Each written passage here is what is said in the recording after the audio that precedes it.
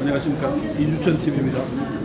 오늘 2부 순서로 여기는 일본 동경입니다.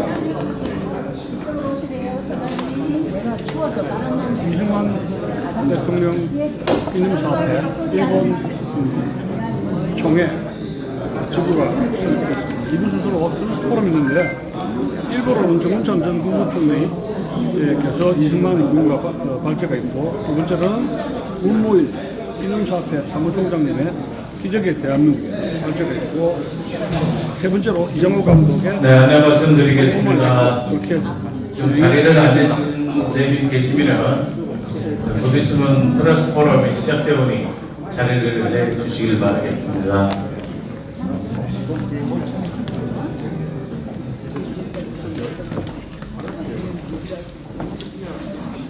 오늘 2부는 트러스 포럼을 시작하는데 정운찬 국무총리께서 이승만은 누구인가에 대해서 하고 문무일 사무총장님께서 기적의 대한민국이라는 제목으로 트러스 포럼을 시작하겠습니다. 그 이후에 이정호 감독님의 파워구만의 약속, 그래서 이장호 감독님 모시고 영화에 맞는 배경, 그리고 그 약속에 대한 결의를 좀 듣고요. 축가로 가수 소설함과 이지연 교수님을 모시고 축가 듣는 시간을 갖겠습니다. 여러분들 자리해 주시길 바랍니다. 자, 그러면 여러분 식사들 맛있게 하셨습니까? 예. 감사합니다. 준비한다고 준비했는데 소리하면 안 되겠다 생각했는데 맛있게 드셨다니 마음이 참 편합니다. 자, 소개하겠습니다. 이승만은 누구인가를 오늘 강연해 주실 정운찬 국무총리를 모시겠습니다. 박수. 단성으로 모시겠습니다. 네, 사건도 여기까지 문무일 사무총장님도 옆에 자리하시면 어떻겠습니까? 예.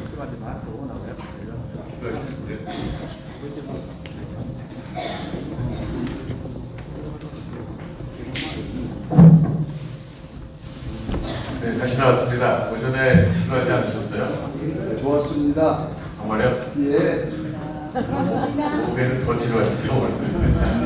현대인은 분위기를 먹고 사는데 분위기가 좋아야 되잖아요.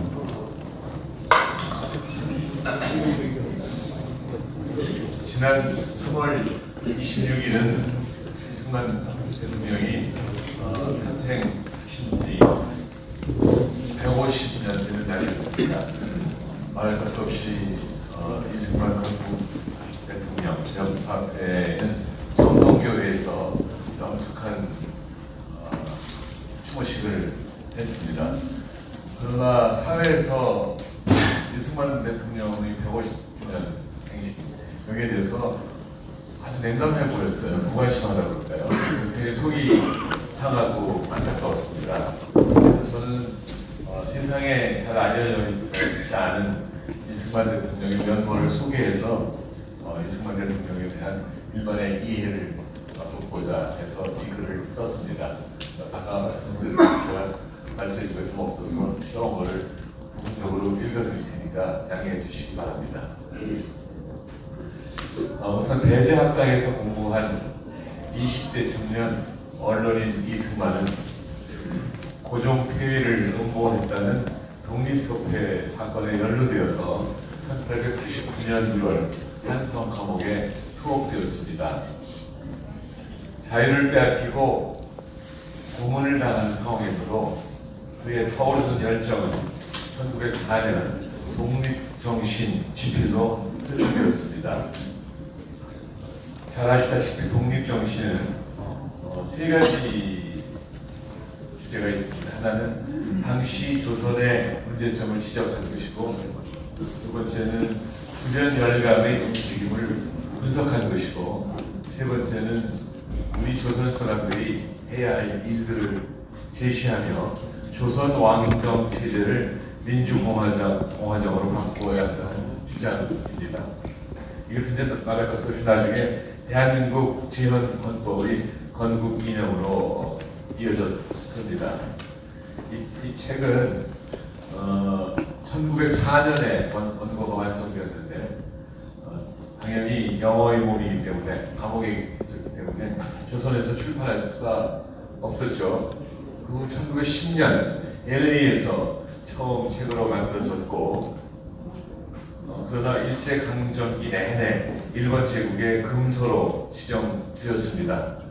그러다가 해방 이후에 한국에서 다시 출판되었지만 4.19 혁명 이후 절판되었습니다. 여기 주목을 하실 필요가 있습니다. 그 후 정권들이 이승만이 부각되는 걸 다 싫어했다고 저는 생각을 합니다. 4.19 이후의 말씀이죠.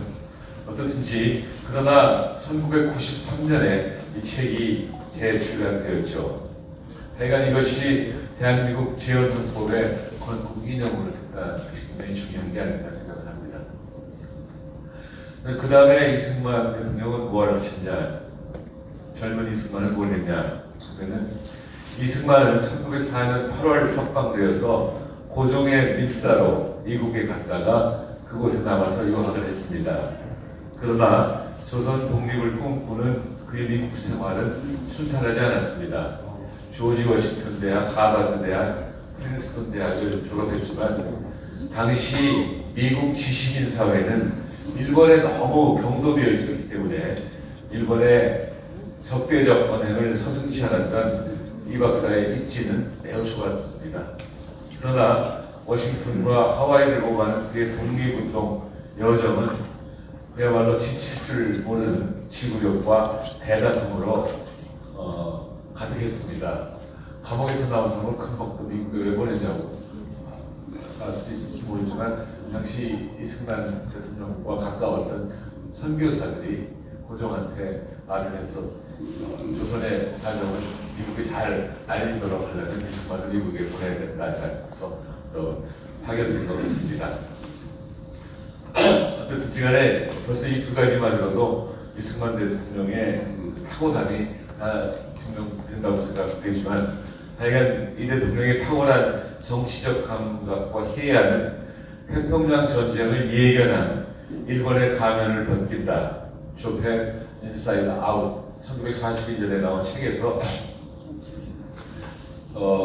확인할 수 있습니다. 이 책에서 이 박사는 미국을 비난했죠. 미국이 1882년 조선하고 와가지고는 조미, 수호, 통상조약을 맺고 나서는 일방적으로 이 조약을 파기해버리고 1905년 가스라 테프트 빈약으로 필리핀은 미국이 먹고 조선은 일본이 먹고 이런 식으로 해버렸습니다. 그래서 일본의 조선 지배 방조를 비판했죠, 이 책에서. 그리고 나서 동시에 천황 숭배에 기반한 군국주의 정신이 성전 올리오 사명감으로 전환되는 일본인의 정신 세계와 당시 국제 정세를 고려하면 일본이 곧 미국을 침공하고 마침내 민주주의와 전체주의의 전쟁으로 발전할 것이라고 경고했습니다. 1942년에 한 거죠. 그게 이분이 이때는 연사협회에서 41당 66세 되는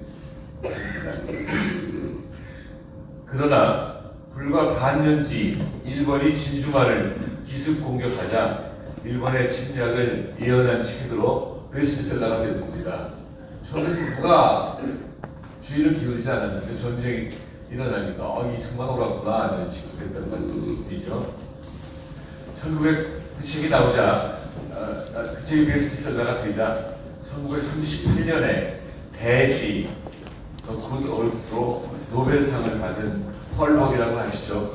펄벅은 이 책이 서통해서 이승만 박사가 말한 내용이 진실이 아니었으면 좋겠으나 너무나 진실이기에 오히려 무서운 책이라고 말하면서 펄벅이 이런 얘기를 했습니다. 나는 이 박사가 대부분의 미국인이 모르는 사실, 즉 미국이 수치스럽게도 조미 수호 통상조약을 파기함으로써 일본의 한국 약탈을 허용했다고 말해준 것을 아주 기쁘게 생각한다고 펄벅이 적고 있죠. 이승만 대통령은 수많은 독립운동가 중에서도 매우 드물게 정치학 박사학위를 받은 학자형 정치가로 외교 독립 노선을 추구했던 인물입니다. 그때 미국에서는 박용만 선생은 무력으로 해야 된다고 주장하고 대부분 한국인들이 그렇게 했으나 이승만 박사는 그거는 어려우니까 이제 외교적으로 한국 문제를 풀자고 주장했습니다. 김좌진 장군이나 이범석 장군처럼 무력 독립 노선을 추구하지 않았으니 낮게 평가받아야 한다는 주장이 많습니다. 그것은 부당하다는 말씀이고요. 물론 수많은 유명, 무명 독립운동가들의 노력과 헌신 때문이기도 했지만 우리 대한민국이 2차 세계대전 이후 자유민주주의 독립국가로 탄생할 수 있었던 것은 이 박사의 끈질긴 외교의 성과라는 점은 누구도 부정할 수 없는 역사적 사실입니다. 아까 문노일 선생님이 스코필드 박사 말씀을 하셨지만 제가 스코필드 박사님이 살아계실 때 그 말씀 하나만 소개를 하자면 1919년에 3.1운동이 일어났죠. 그때 탑골공원에서부터 서울역까지 그 만세의 모습을 다 찍어서 세상에 처음 알린 게 프랭크 스코필드 박사입니다. 스코필드 박사 되게 아시죠? 한국명은 석고필 돌석자, 범호자, 돌필자죠. 그거를 이승만 박사한테 직접 전하지는 않았지만 그 3.1운동 사실이 미국에 알려지고 이 박사가 그거를 알게 되고 미국의 조야 사람들한테 상당히 많이 얘기를 해갖고 그게 쌓여서 결국은 1943년 카이로 선언에서 누구라고 말이야 루즈벨트하고 처치하고 장개석이 만나갖고 인 듀 코스 우리 어릴 때도 인 듀 코스가 뭔가 했는데 하여튼 뭐 애매모호하게 적당한 시간에 한 조선을 독립시키자는 결의를 하지 않았습니까? 이 스코필드 이승만으로 연결되는 독립운동 사실이 없었다면 카이로 선언도 없었을지도 모른다고 하는 것이 제 생각이고 그래서 그렇게 봤습니다. 자, 그러면 그건 그렇고 이제 이승만 박사 또한 3년간의 전쟁으로 이제 전 국토가 폐허가 된 한국이 미국과 동등한 상호 안보 조약을 체결할 수 있었던 것도 오로지 이승만 대통령의 탁월한 외교 역량 덕분이었습니다. 이 박사는 1950년대 냉전 체제에서 이 중요해요. 한국을 지키는 것이 결국 미국의 국익에 도움이 된다는 냉철한 판단으로 미국을 설득하고 이 기적적인 조약을 성사되도록 만들었습니다. 그리고 이 박사는 1953년 10월 1일에 상호 방위 조약을 체결한 뒤 이렇게 말씀했죠. 이제 우리 후손이 앞으로 누대에 거쳐 이 조약으로 말미암아 갖가지 혜택을 누리게 될 것이라고 담화를 발표했습니다. 실제로 이 조약은 그 후 북한의 재남침을 막았고 한국과 동아시아 평화와 안보의 핵심적인 기둥이 되었습니다. 제가 미국에 가서 경제학 박사학위를 프린스턴 대학에서 받았습니다. 근데 그 역사학자들이 잘 말씀을 안 하는 것 같은데 사실은 프린스턴 대학이 이 1950년대에 한국 역사에 많은 영향을 미쳤습니다. 당시 50년대 국무장관을 하는 게 존 포스터 덜레슨 아닙니까? 그 사람이 프린스턴 나오고 이승만 박사하고 서로 이제 덜레슨은 학교 출신일까요? 그리고 그 조지 워싱턴 대학교 나오고 학교도 나왔으나 프린스턴 출신 국무장관이고 여러분들 조지 캐난이라고 들어보셨죠? 소위 공세정책, 공산주의를 봉쇄한다는 컨테인먼트 폴리시를 조지 캐난이 그 사람도 프린스턴 출신입니다. 그래서 저는 이 50년대 이 대통령이 활약하는데 그 프린스턴 출신이 굉장한 도움을 준 걸로 이해를 하고 있고 앞으로 그런 더 쓰라고 생각하고 있습니다. 근데 한편 이승만 대통령은 반공주의자였죠. 그의 반공 노선은 구한말 전제국가 러시아의 조선에 대한 내정 간섭을 싫어해서 시작되었다고 합니다. 그리고 1917년 볼셰비키 혁명으로 로마노프 왕조가 붕괴하고 공산주의 정부가 들어서자 이제는 러시아에 대한 반감이 반공사상으로 바뀌었다고 합니다. 이 박사는 철저한 반공주의자였지만 공산주의를 모두 부정한 것은 아니었습니다.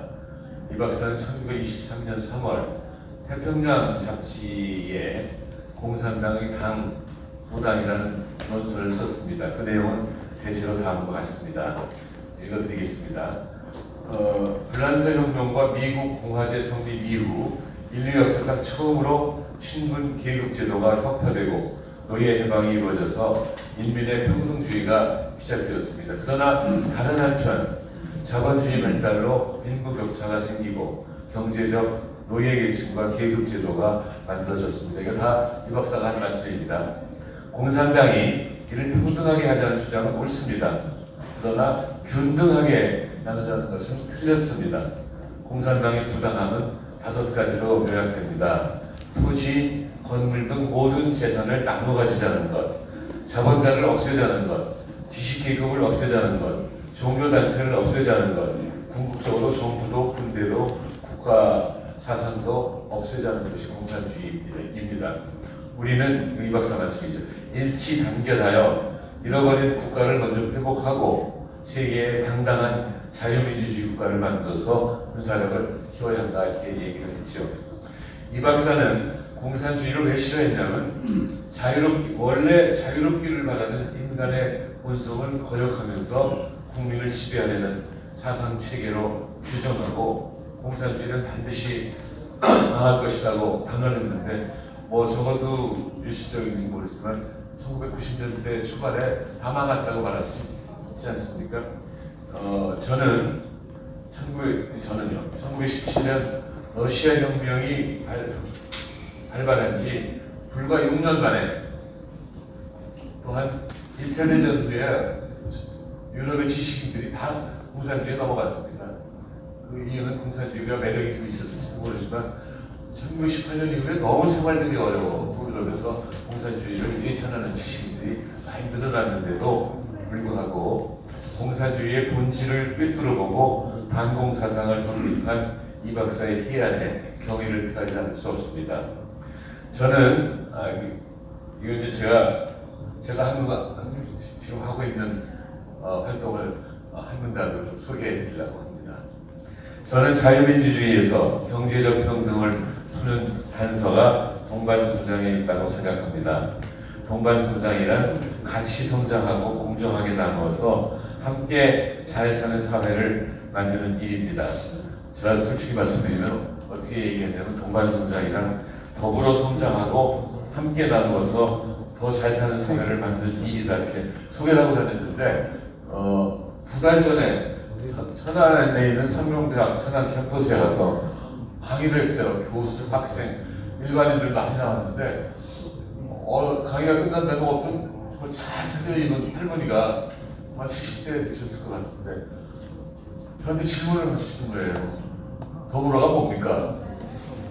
더불어가 뭡니까? 앞으로 빼세요. 저 못 알아들었어요. 제가 분하거든요. 일일이 딱 이게 더불어민주당이라고 싫어하는구나. 그래서 그 할머니한테 제가 약속했습니다. 앞으로 더불어라고 안 쓰겠습니다. 그래서 제가 아까 같이 성장하고 더불어가 뭐가 나쁜 말이라고 그날 집에 와서 잠자기 전에 1시간 동안 이건 내가 앞으로 말 조심해야 되겠거든요. 훌륭한 교육이 지금 제가 꿈꾸는 세상은 2048년 건국 100주년에 우리가 강중국가, 스트롱 미들 파워가 되어야 한다는 게 제 희망이고 그렇게 하고 싶습니다. 2049년은 공산당 창립 100주년 되는데 2048년 그보다 1년 앞에 한국 사회를 동반성장 사회로 만들자는 것이죠. 그래서 그걸 무슨 뜻이냐면은 훌륭한 교육으로 유능한 인재를 키우고 기업이 투자를 많이 해서 성장을 추구하는 동시에 기회는 공평하게 주어지고 경제는 공정하다고 느끼며 누구나 경제적 격차를 줄일 수 있다고 희망을 가질 때 함께 잘 사는 동반성장 사회를 이룰 수 있다 이런 말씀이지. 현재 경제적 양극화가 한국 사회의 근본적인 문제이고 그것을 공산주의자가 아닌 자본주의적인 방법으로 풀어가려고 하는 동반성장은 이승만 대통령의 비전과 닮았다고 생각합니다. 뭉치면 살고 헤어지면 죽는다는 이 대통령의 가르침이 생각납니다. 저는 서울이나 지역이나 가서 강의를 자주 하고 다닙니다. 신문에 글을 많이 쓰는데 항상 그때 가서 동반성장 합시다 그러고 제 친구들이 저고 너는 기승전 결이 아니라 기승전 동반성장이냐 이렇게 얘기하는데 이것도 한번 지금 말씀드린 겁니다. 이거 사실 딴 데 가서 말씀할 기회가 있었는데 문무일 사무총장님 보고 이렇게 얘기해도 될까요? 그랬더니 당신 얘기가 너무 많이 들어간다고 해서 들어간다 갔다가 좀 빼버렸습니다. 오늘은 뭐 상당히 자유로운 분위기인 것 같아서 그냥 말씀드렸습니다. 자 이제 싫어하시겠지만 저는 누구나 두 문단 정도 하면 되니까 좀 참고 들어주세요. 예. 네? 우리 서수석 선생님이 노래는 안 좋아하시고 이런 다 좋아하는데 현재 우리는 미국과 중국이 패권을 다투고 우크라이나와 이스라엘의 두 개 전쟁이 아직도 완전히 끝나지 않은 시대를 살고 있습니다. 우남 이승만 박사는 2차 대전을 전후한 세계사의 흐름을 날카롭게 간파하고 한국을 독립으로 이끈 외교가이자 자본주의 시장 경제를 도입해서 조선 사회의 누적된 정패를 풀어간 선각자요 자유민주주의 계몽운동을 통해서 국민을 일깨운 사상가였습니다. 지금 우리에게는 뛰어난 통찰력으로 혼란 속의 국제정치를 꿰뚫어본 이승만 대통령의 희안과 리더십이 필요합니다.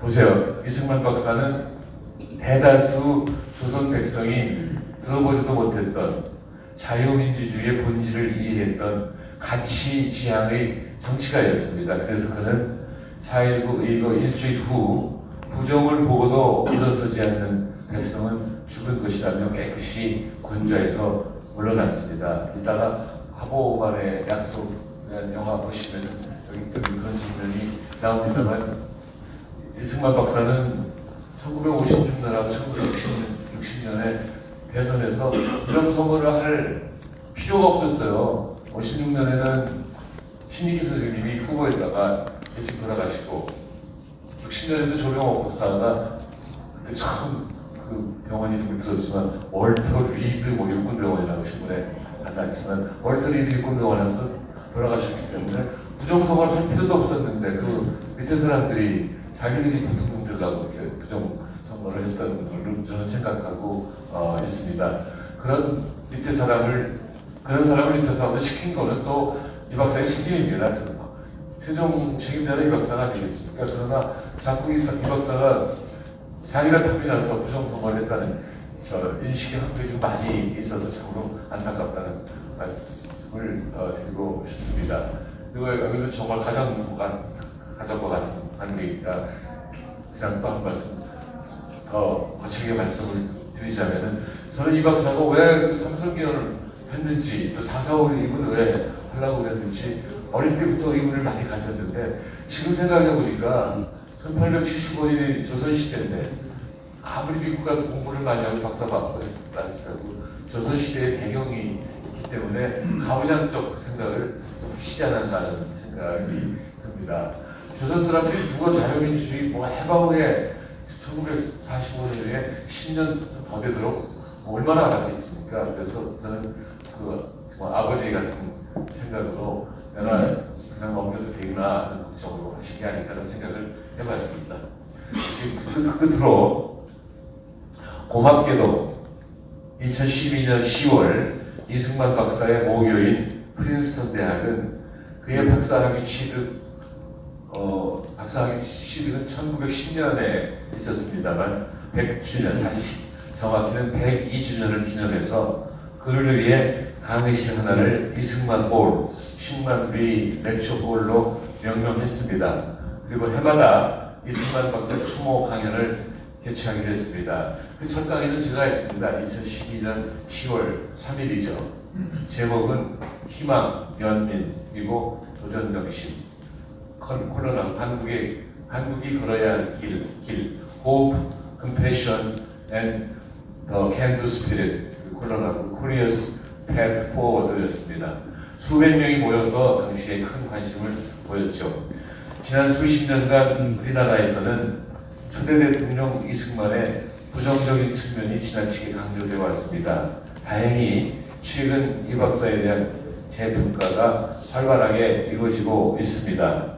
오늘 제 말씀이 이 박사에 대한 균형 잡힌 평가가 이루어지는 데 조금이나마 도움이 되었으면 합니다. 제가 그날 3월 26일 저 혼자 내린 결론은 결국 이승만 박사에 대한 공부를 지금보다 더 많이, 더 깊이 해갖고 비판하는 사람보다 좀 앞에다 돈 놓고서 대결을 해갖고 격파해야 되지 않나 하는 생각을 해봤습니다. 오후에도 또 지도하셨죠? 미안합니다만 오늘은 끝내겠습니다. 고맙습니다.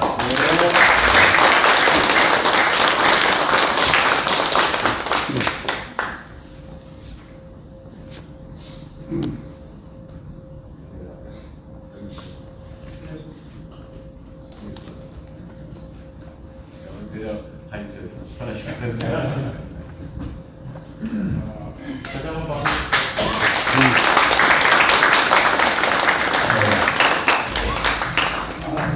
라틴어에 세 가지 경고가 있죠.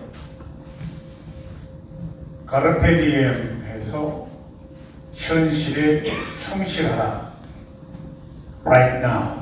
지금이 우리에게는 가장 소중한, 오늘은 선물이다, 그런 뜻을 담고 있습니다. 그리고 또 하나는 아모르 파티. 내 운명을 사랑하라. 아무리 내가 불행한 처지에 놓여 있을지라도, 처해 있을지라도 살아있다는 것은 행운이다. 이것은 샤르트르가 한 말입니다만 내가 지금 살아있다는 것은 행운입니다. 아모르 파티. 그리고 세 번째가 저는 중요하다고 생각합니다. 바로 메멘토 모리. 죽음을 기억하라. 죽잖아요. 언젠가는. 이승만 대통령도 떠나신 지 60년 전입니다. 자, 오늘은 77년 전 오늘 대한민국에서 처음으로 총선을 치르는 날이 오늘입니다. 77년 전 오늘이에요. 오늘 토요일. 77년 동안에 대한민국은 민주주의를 해왔습니다. 100년 미만. 이제 100년을 바라보고 있는데 동양 삼국 코리아, 재팬, 차이나 중에서 민주주의가 제일 급속도로 발전한 나라가 어느 나라일까요? 대한민국. 현직 대통령도 감옥에 보낼 수 있는 나라. 엄청나게 업그레이드가 되어버렸어요.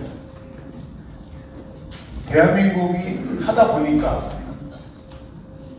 일본보다는 50년 떨어진 대한민국이 어느 날 갑자기 보니까 좋아지고 나아지고 달라지고, 우리가 놀랄 정도로 대한민국이 바뀌었어요. 미국 친구가 저한테 물었어요. 서울이 어떠냐 하니까 대답이 change every day. 매일 바뀐다 이거예요. 맞다, 내 말이.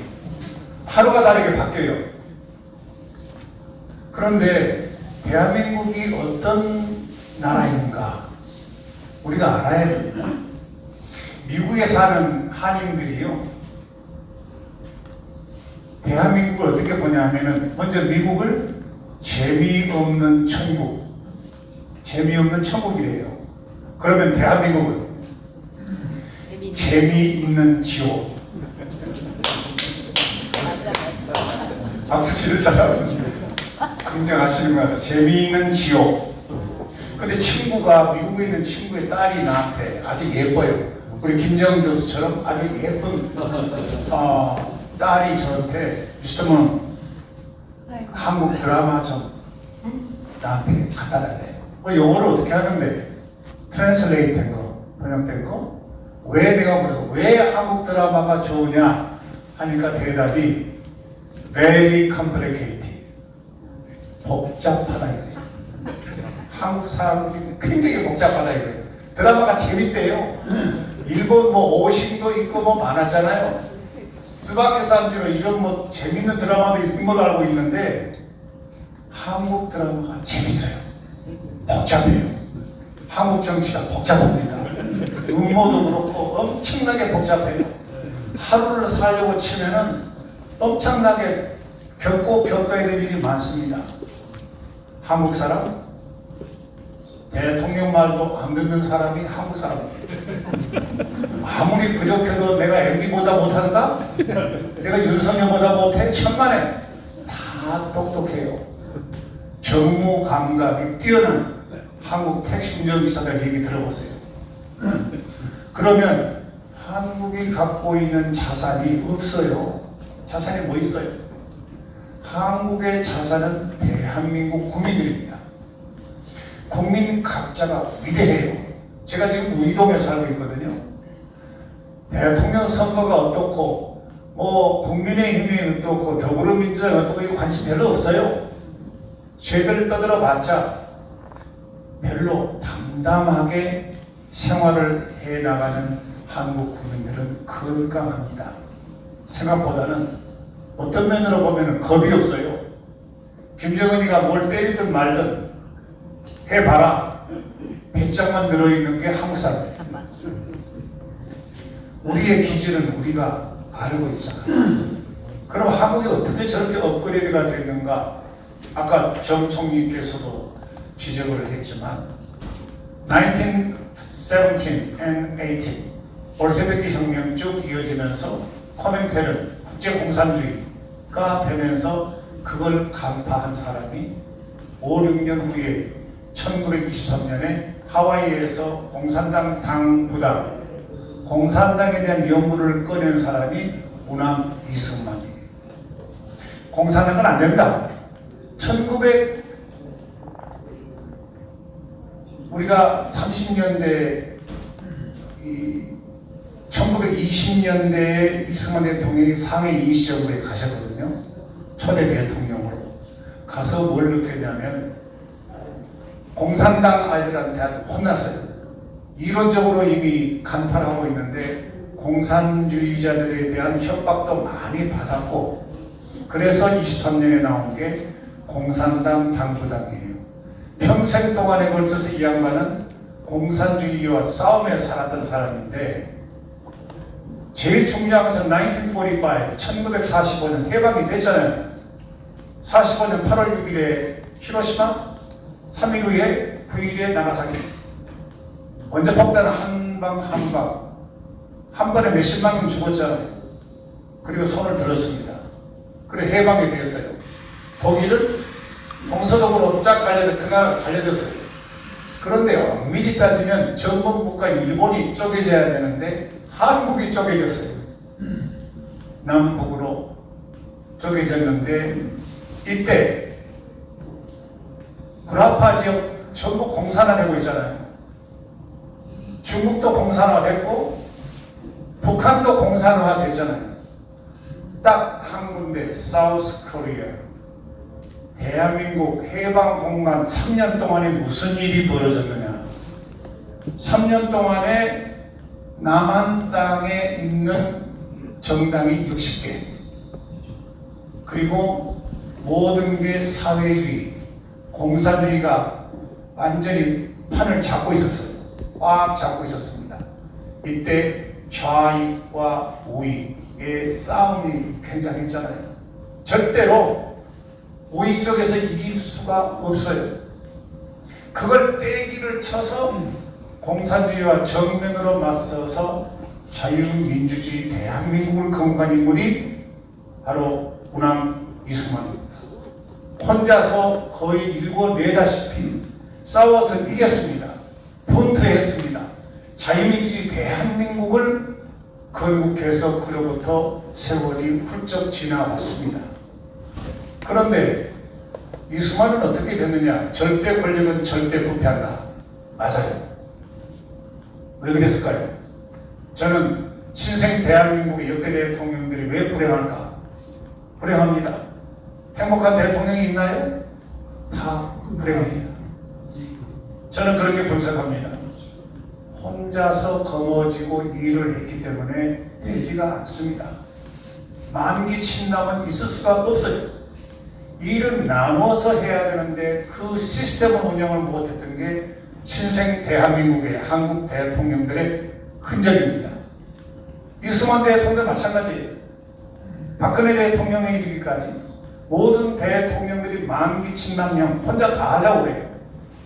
우리 5천년 역사 가운데 그래도 역사를 빛낸 일을 나눠서 했던 인물이 있다면 세종대왕 같은 게, 그는 황희정성을 픽업해내는데 13년 동안 바라봤어요. 쓸만하다. 여기적을 만들어 놓고 18년 동안 같이 일을 했어요. 황희정성 얘기를 듣습니다. 혼자 일을 안 했어요. 집현전을 만들었어요. 젊은이들을 모았습니다. 일을 나눠서 하는 겁니다. 국민정음도 나오고 추구기도 나오고 국민 밥이 하늘이다. 국민들을 어떻게 하면 잘 먹고 살 수 있는 그런 나라. 일을 나눠서 했기 때문에 오직 하면 미리 내다볼 수 있는 자기 손자까지 단종까지 잘 좀 부탁하네. 젊은이들한테 부탁했어요. 단종이 억울하게 죽을 때 세종 어른하고 약속했던, 왕하고 약속했던 그 신하들, 젊은 사람들, 박팽년, 하위지, 성삼문, 사륙생 목숨을 내놨잖아요. 그것은 지도자가 일을 나눠서 할 수 있는 배신, 사람을 믿을 수 있는, 손해봐도 믿고 손해보는 게 낫습니다. 결혼을 해도 손해, 결혼을 안 해도 손해. 결혼을 하고 손해보는 게 낫잖아요. 그러듯이 사람을 믿는다고 하는 것은 굉장히 중요합니다. 오늘 트러스트 포럼인데요. 저 위에 보시면 Rebuild the trust of the people. 우리가 우리의 갖고 있는 믿음을 다시 세우자. 믿음 이상 종교가 어디 있습니까? 그래서 이승만 대통령이 대한민국을 자유민주주의로 건국을 했는데 지금 세월이 흘러보니까 이 체제가 북한한테 승리를 했잖아요. 지금 북한에 대해서 한국 국민들이 별로 걱정을 안 합니다. 무슨 간첩 얘기 나와도 요즘에는 별로 반응도 없어요. 한번 직파 간첩이나 고정 간첩이나 사우스 코리아 남쪽에 가 있는 간첩들 북한으로 다시 돌아갈까요? 그런 정도로 정보화 시대가 이렇게 열려 있기 때문에 대한민국 국민들이 갖고 있는 미래를 내다볼 수 있는 자신감이 어느 때보다 사기가 충천되어 있는 게 분명합니다. 그러면 대한민국의 기적의 대한민국을 어떻게 과연 우리가 지켜낼 수 있는가?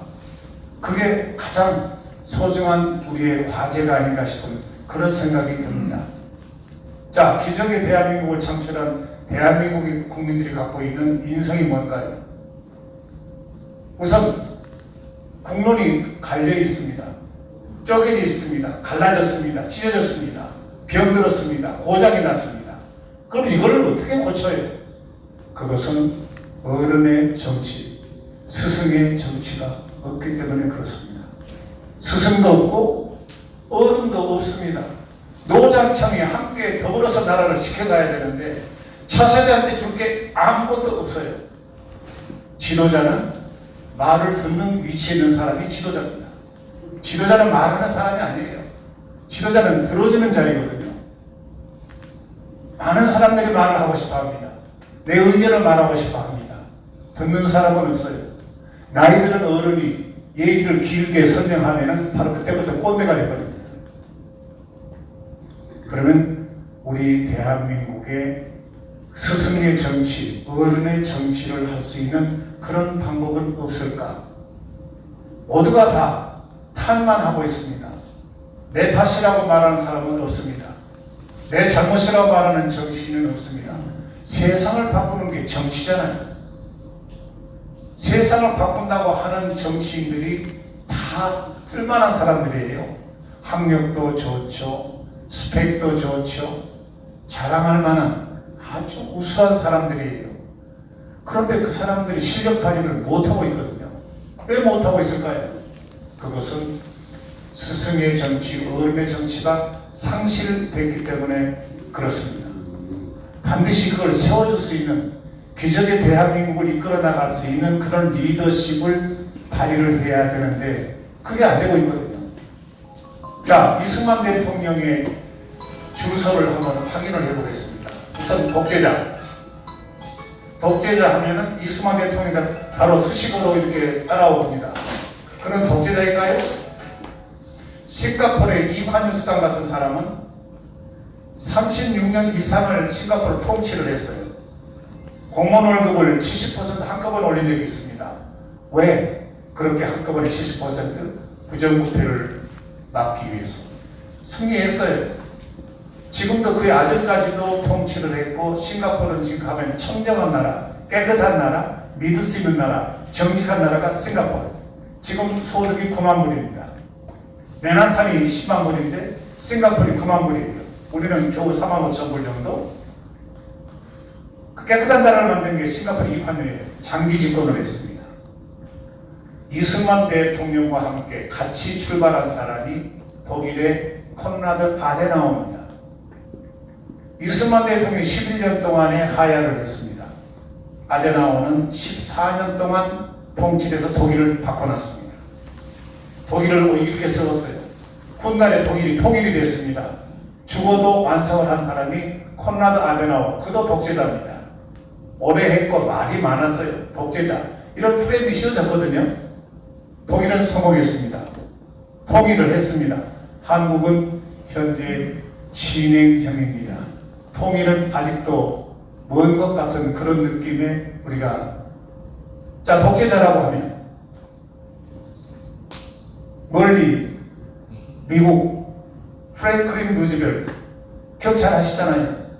4선 대통령이 프랭클린 루즈벨트입니다. 3선 했고 4선 됐잖아요. 만약에 프랭클린 루즈벨트가 당선돼가지고 죽지 않았으면 16년 동안 미국을 통치한 사람이 프랭클린 루즈벨트예요. 필요했기 때문에, 국민이 원하기 때문에 위기의식에 처한 나라를 구하기 위해서. 그래서 이승만 대통령을 독재자 이런 얘기를 합니다. 이승만 대통령이 1920년대 상해 임시정부에 갔을 때 가장 사랑했던 사람이 야당의 아버지인 해공 신익희 선생입니다. 이승만 대통령은 1875년생, 신익희 선생은, 해공 선생은 1894년생, 19살 차이예요. 아들 같은 사람, 막내 동생 같은 사람. 위기가 투합해서 두 분이 아주 결합이 잘 됐습니다. 상해 임시정부에 정이 들었어요. 그리고 마지막 다시 미국에 돌아갈 적에 마지막 사진을 둘이 찍었던 게 지금도 보관이 돼 있고 우리 기념사 앞에서 이번 해보의 표지에 냈습니다만 상해 임시정부부터 해방된 후에 대한민국 건국에 함께 손잡고 같이 건국했던 사람이 이승만, 신익희. 대한민국의 공산주의와 싸웠고 자유민주주의 대한민국을 창출했던 걸출한 두 인물이 바로 이승만과 해공, 신익희. 그리고 이분들은 어떤 분들이냐? 독립운동했던 사람들이에요. 혁명했던 사람들이에요. 혁명가예요. 그런데 이제 중요한 대목입니다. 이승만 대통령이 보수 우파로 각인이 되어 있어요. 맞습니까? 보수 우파. 그렇게 만들었어요. 가두어 놨습니다. 누가 가두어 놨느냐? 보수 우파에서 가두어 놨어요. 그래 놓고 이승만 대통령을 보수 우파의 아이콘으로 가둬 놓고 팽개쳐버렸습니다. 팽개쳐버립니다. 챙기지를 않았어요. 어느 역대 대통령도 이승만을 챙긴 사람이 한 사람도 없었습니다. 지우기만 계속했습니다. 1962년 혁명이 나고요. 1962년에 이승만 대통령의 화폐개혁, 네 번째 화폐개혁입니다. 화폐개혁 때 이승만 대통령의 초상화를 빼버렸습니다. 그게 큰 사건이에요. 이승만 대통령 지우기는 이때부터. 역대 대통령 보수 정부에서 이승만 대통령 지우기는 계속 지워진 겁니다. 그리고 진보 정부에서는 가둬놓은 이승만 대통령을 꺼내지 않고 더 픽스시켜버렸어요. 그러니까 국민, 아까 우리 통일일보의 강 회장님이 말씀하셨습니다만 이승만을 잘 몰랐다고 그러잖아요. 젊은 세대 보고 왜 모르느냐 말할 필요가 없어요. 할 이유가 아닙니다. 기성세대가 이승만을 모르기 때문에 드리는 말씀입니다. 결론으로 제가 그렇게 건의를 드리겠습니다. 사람은 그 중심이 역시 죽을 때까지 사람입니다. 사람과 사람 관계는 얼마나 소중합니까? 그래서 사람을 키워낼 수 있고 사람을 좀 잘난 사람을 잘났다고 말해주는 사람이 잘난 사람이잖아요. 잘난 사람을 못났다고 말하는 사람이 못난 사람 아닙니까? 상대방을 통해서 내가 상대방을 편하게 해줘야 나도 편하죠.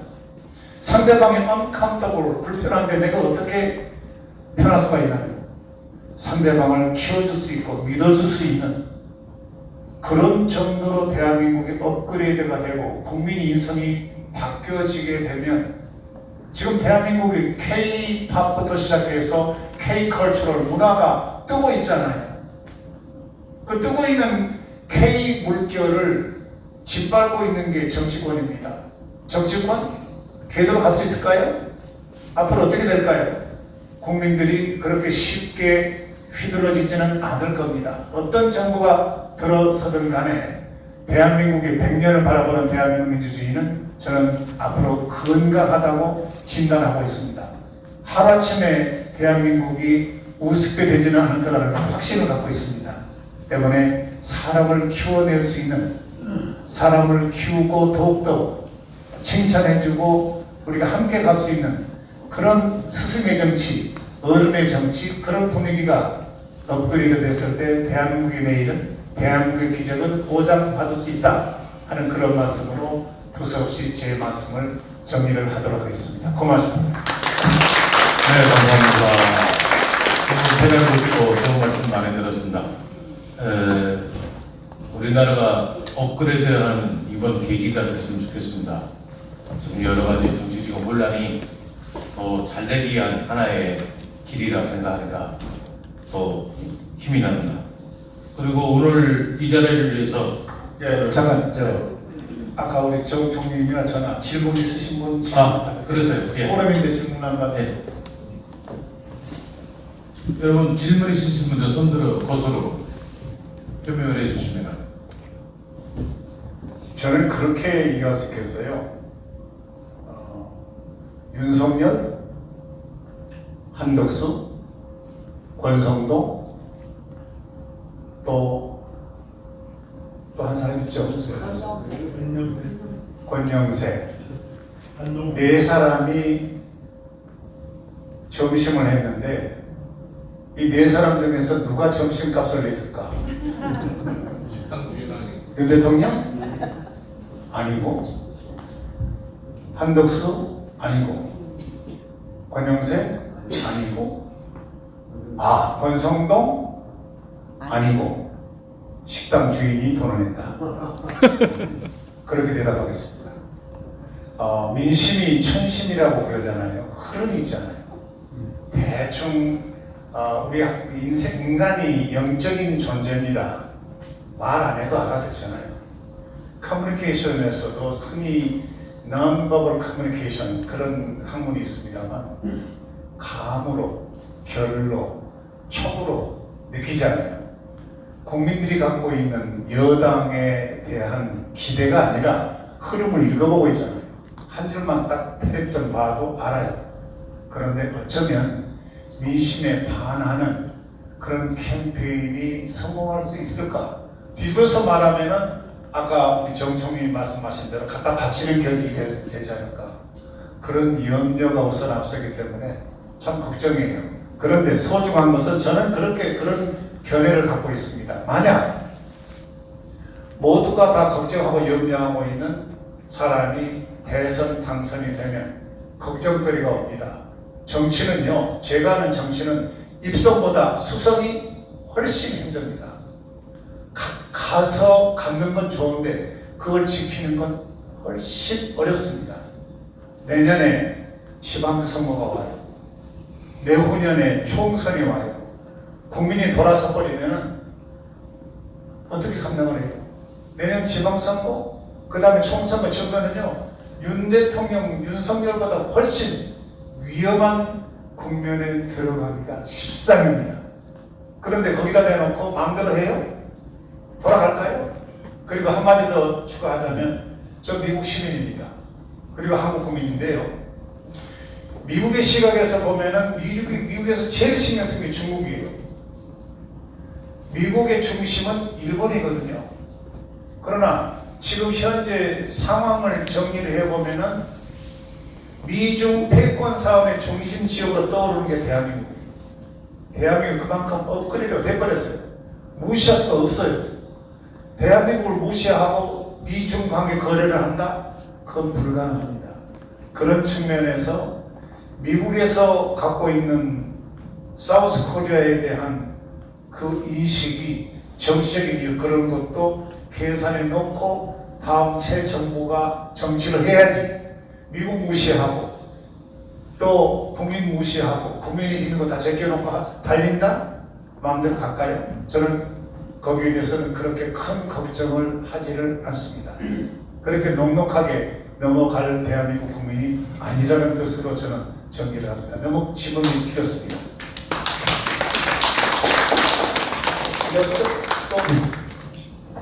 네, 마지막으로 한 분만 질문 받겠습니다. 계십니까? 예.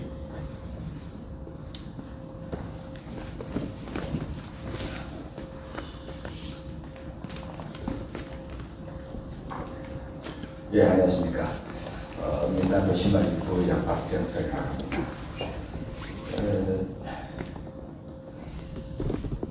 이승만 대통령께서는 누가 뭐래도 반공산주의의 사상을 투철하게 가지고 계시는 분입니다. 그리고 우리 민당의 역사도 반공산주의의 사상을 철저하게 본국보다도 더 철저하게 가지고 있습니다.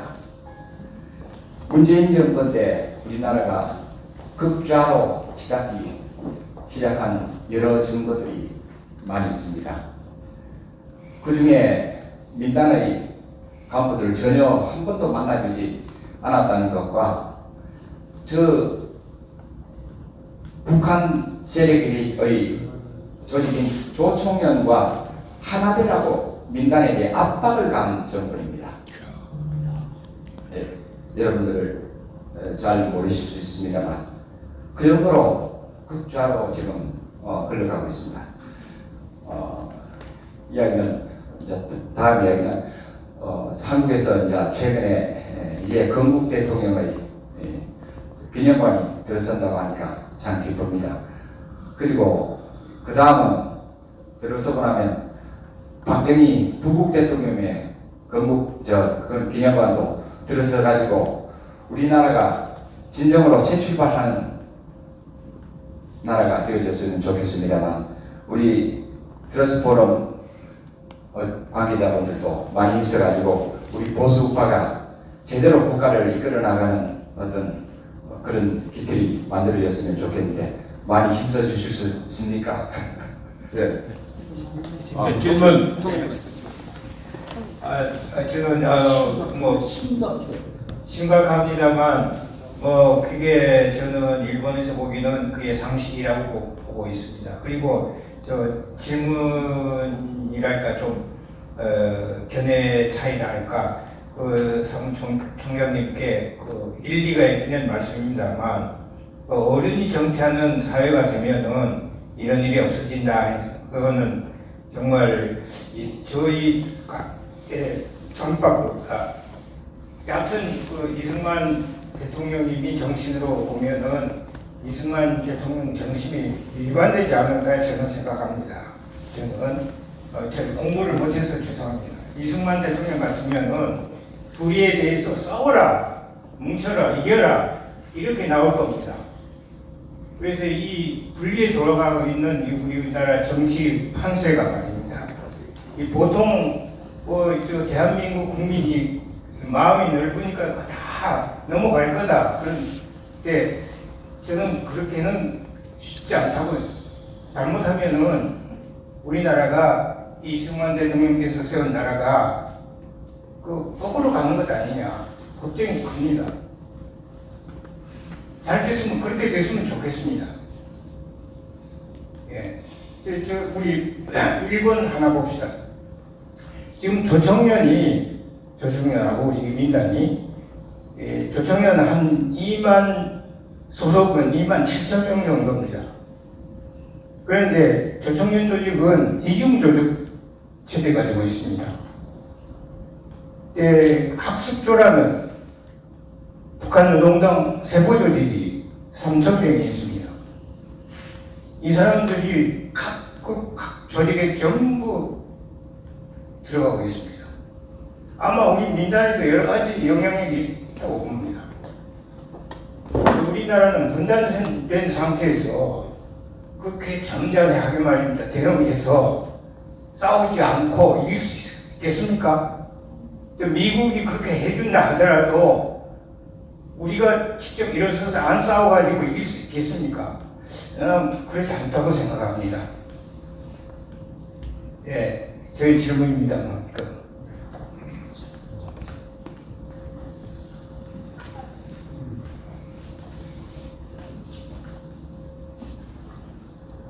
이승만 대통령이 갖고 있는 평상시 공부를 해보면 아마 아시겠습니다만 정면으로 싸워본 적이 없어요. 영어로 말씀드리면 indirect, 항상 간접적으로 기다렸습니다. 설득했습니다. 외교적으로 우격다짐을 하고 멱살을 잡은 적이 없어요. 거의 기다림의 정치, 설득의 정치, 투웨이 커뮤니케이션, 쌍방통행의 정치, 외교적인 방법. 그래서 항상 성질이 급했어요. 이승만 대통령이. 프란체스카 여사하고 뉴욕에서 495 사우스로 달려갔는데 어떻게 빨리 달리든지 프란체스카 여사가 좀 천천히 가자고 해도 폴리스가 뒤에서 쫓아오거든요. 폴리스가 못 따라와요. 그렇게 급한 이승만도 정치만큼은 아니다. 국민을 위한 정치는 이런 게 아니다. 기다렸어요. 굉장히 힘들었던 그런 세월들이 이제 이화장 얘기를 제가 간단하게 정리를 하겠습니다. 이화장이 또 왕비가 서인 그런 땅이에요. 거기서 왕이 4명이 났거든요. 이화동에서. 인조대왕의 셋째 아들인 임평대군이 있었어요. 임평대군이 거기에 평양루를 지어놓고 사는데 자기 위에 있는 형님하고 배다른 형님 같이 실로 해서 이런 걸로 해서 서로 아주 재밌게 지냈어요. 그런데 인조가 세상을 떠나자 자기 형님이 효종이 됩니다. 17대 왕이 돼요. 그런데 그 다음에 이 임평대군도 쭉 내려가서 대원군이 탄생이 되고 대원군 그 다음에 고정이 태어나요. 고정이 태어난 다음에 순정이 태어납니다. 3명이잖아요. 이승만 박사가 1945년 10월 달에 한국에 들어가시잖아요. 이화장에 47년 10월 달에 이화장에 들어가셨습니다. 거기에서 대통령이 됐습니다. 왕이 대통령이 4명이 이화장에서 그렇게 태어납니다. 그래서 이승만 대통령이 갖고 있는 특징 중에 가장 특징은 멀리 내다볼 수 있는 선견지명, 해안. 잘 아시잖아요. 1942년도에요. 보이스 오브 아메리카 미국의 소리를 통해서 일본을 말해서 불벼락을 맞을 거다라고 예측을 했어요. 3년 후에 히로시마 나가사키가 사건이 발생했잖아요. 그리고 자판 인사이드 정성님께서 말씀하신 일본의 내막을 일본을 벗기다. 그 책 히트를 했잖아요. 나오자마자 5개월 후에 진주만 공격을 했잖아요. 그리고 모든 게 멀리 내다보고 짚어볼 수 있는 이승만 대통령의 그런 것 때문에 우리가 복을 받아요. 한미동맹 있잖아요. 한미동맹하고 후세가 반드시 혜택을 보게 될 거다. 이렇게 예측을 했거든요. 그런데 아니나 다를까 지금 후세들이 얼마나 대한민국의 젊은이들 잘생겼습니까? 예쁘고 손흥민 보세요. 또 뭐 이 젊은이들 나가서 골프하는 것도 그렇고요.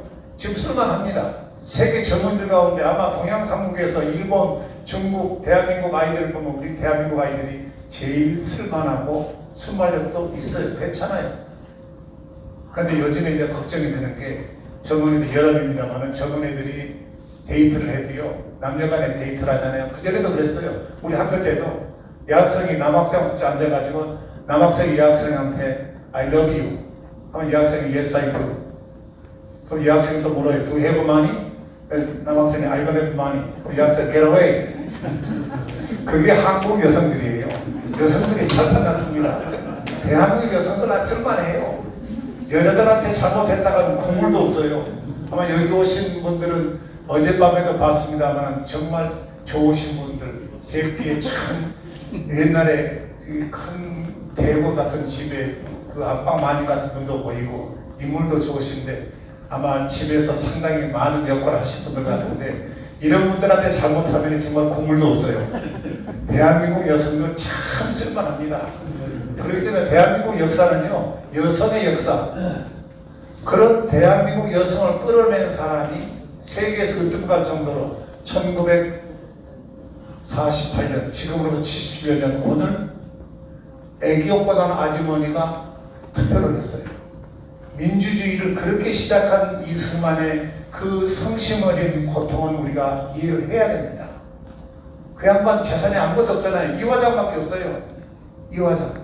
저는 이화장의 그 아드님으로 양자가 됐던 이화장 그 이수 박사님 모시고 10여 년 동안 같이 돌아가셨어요.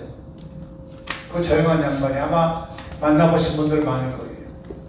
그저 아버지 이승만을 위해서 선양하다가 세상을 떠나셨습니다. 어떻든 오늘 화두가 도남 이승만을 통해서 그를 소환해서 우리가 앞으로 어떻게 세상을 바라볼 건가, 어떻게 애국하고 나라를 사랑할 건가를 오늘 정리를 해서 이렇게 마련됐기 때문에 시간도 넉넉한데 우리 서수남 씨 그 프로 남아있고 하는데 시간을 줄이는 의미에서 우리 총이 우리는 이제 적고요. 우리 바로 이장호 감독한테 넘겨야 될 것 같습니다. 그렇게 하는 게 좋겠죠? 예, 박수 부탁드리겠습니다. 네. 자, 그러면은 왜 이정호 감독님을 앞에 모시고 영화를 어떻게 해서 만들게 됐는가? 여러분 큰 박수로 맞이해 주시기 바랍니다.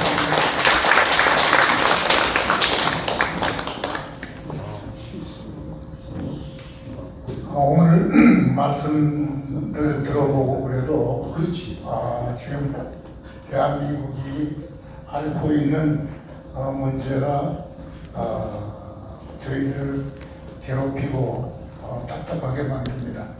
근데 저는 하고만의 약속을 만들면서 하나님과 대한민국의 언약을 깊이 깨달았는데 그것은 대한민국 건국이 기적으로 자유민주주의 건국이 됐다는 것을 알고 있고